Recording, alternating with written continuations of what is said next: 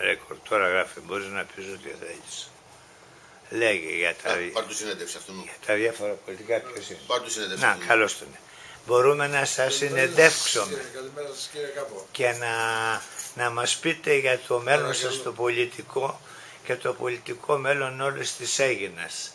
Λοιπόν, εγώ εκείνο που απαιτώ από τη νέα Δημοτική Αρχή είναι πρώτον η Αίγινα να καθαρίσει από το λαδολέμονο, γεμίσει όλες τις παραλίες της σουβλάκια, και δεύτερον το λαδολέμονο, και δεύτερο από την επιχείρηση κουλτούρας, από την επίθεση πρέπει να αμυνθόμεν λαοί που λέει και το Ευαγγέλιο. Λοιπόν, τι έχετε να πείτε περί αυτού, κύριε? Για το λαδολέμονο. Ναι.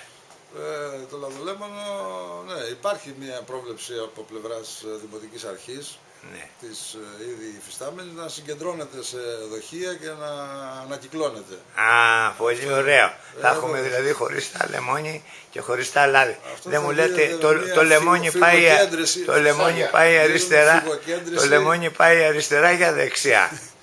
Το λεμόνι πάει πάνω και το λάδι πάει κάτω. Στάσου πάνω και κάτω, εγώ θέλω δεξιά και αριστερά. Δεξιά αριστερά, Δεξιά αριστερά θέλω, δεν θέλω πάνω κάτω. Το λεμόνι πάει αριστερά γιατί είναι ξινό.